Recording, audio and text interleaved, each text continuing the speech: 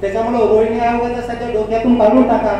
SC आरक्षणाचं सुद्धा तुम्ही डोक्यात काढून टाका. म्हणजे इथं आम्ही पात्र ठरत नाही ही गोष्ट प्रत्येकाने लक्षात ठेवा.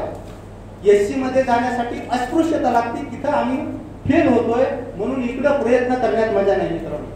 उगत वक्रे साहेब म्हणते, साळुंके साहेब म्हणते, भारती साहेब म्हणतात, आता उद्या किरण भांगे मधून चलो चलो आपण आझाद मैदान जाणे का, आपण एससी में जाणे का. इथं जाण्यात मजा नाही. इथं जाऊ जाऊ जाऊ जाऊ आपण पारले आपली वाट लागली. आपण आता अभ्यास केला पाहिजे. आरक्षण काय, संविधान काय. तसा आपला ओबी समाज हा 375 जातीचा एक गठ्ठा आहे. गठ्ठा काल जे 50,000 लोक आले ना नागपूरला, त्या 375 मध्ये आले होते. परंतु जेव्हा ओबीसीचे 4 तुकडे करू आपण, 50,000 किती वजन मग 12,000. 12,000ची कोण दखल घेतो हो, कोणतं सरकार दखल घेणार आहे आणि तुम्हाला काय भेटणार आहे. म्हणून मित्रांनो, रोहिणी आयोगाला कान खोलून ऐका, कान उघडे ठेवून ऐका. इतर राज्यामध्ये रोहिणी आयोगाला विरोध केला जातो, विरोध, त्याच्या विरोधात आंदोलन केले जात आहे रोहिणी आयोगाच्या विरोधात. का तर ओबीसीची फाटाफूट करायची, ओबीसीची संख्येची ताकद कमी करण्याचं काम रोहिणी आयोग करणार आहे. याच्यामुळे आपण याचा अभ्यास केला पाहिजे. आमचं घर मुलं वाहिले करण्याचं काम रोहिणी आयोग करतोय.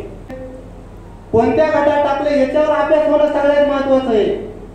मी ज्यावेळेस उत्तर प्रदेश बिहार मध्ये जाऊन आलो, तिथल्या लोकांशी संवाद केला की तुम्ही रोहिणी आयोगाच्या विरोधात तुम्ही आंदोलन का करता. ते म्हणजे माधव जी, एक तो ये हमारी ओबीसी की ताकत कम कर रहा है.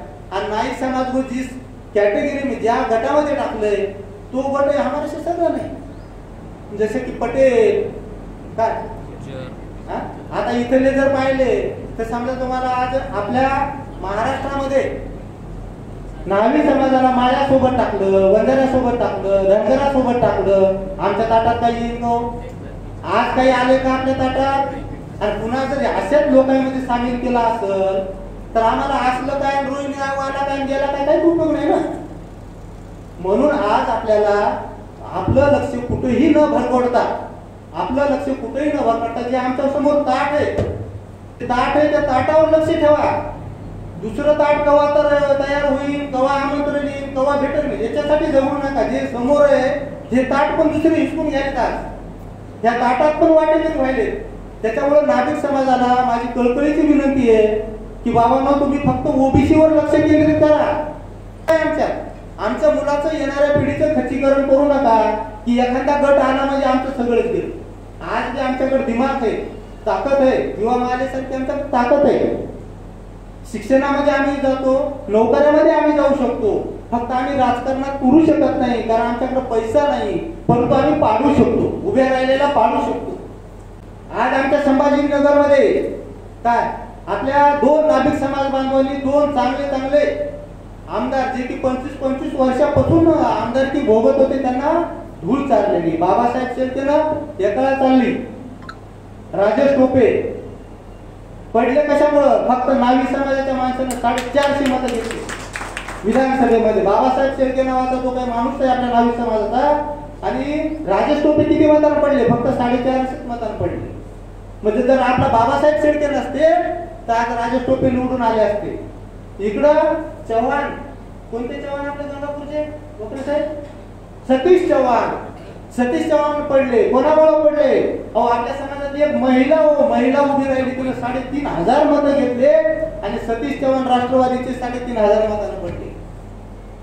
मित्रांनो, आम्ही जिंकू नसलो शकलो तरी आम्ही पाडू शकतो आणि ही भीती कायम त्याच्या मनात आहे. म्हणजे आमचं आरक्षण आम्हाला जास्तीत जास्त ओबीसीवर लक्ष केंद्रित करणं आवश्यक आहे. त्या भूलथापांना बळी पडू नका. ओबीसी आरक्षण कसं टिकल, ओबीसी आरक्षण आमचं कसं लाभ घेता येईल, ओबीसी आरक्षणाची शिष्यवृत्ती कशी घेता येईल, स्कॉलरशिप कशी भेटेल, महाज्योतीला निधी कसा प्राप्त होईल, काय याच्यासाठी वसतिगृह कसे तयार होतील जास्तीत जास्त, याच्यासाठी आम्ही लाभ घ्यायला. मराठा समाज येणार नाही ओबीसी शरायला, आणि नाभिक समाज तुमच्या आपल्यासारखा येणार नाही ते त्याला येशीत म्हणायला. नाभिक समाज सुद्धा हुशार आहे. काय होऊ द्या स्पर्धेत आम्ही सक्षम आहोत. त्याच्यामुळे रोहिणी आयोगाच्या सध्या डोक्यातून काढून टाका. एससी आरक्षणाचं सुद्धा तुम्ही डोक्यात काढून टाका. हे मी म्हणत नाही, तर पीएचडी झालेले जे की संजयजी शिंदे यांनी आता त्यांच्या भाषणातून सांगितलं. काय ते मी नाही म्हणत, ज्याची पीएचडी केलेली एससी एसटी ओबीसीवर असे सुद्धा ते सुद्धा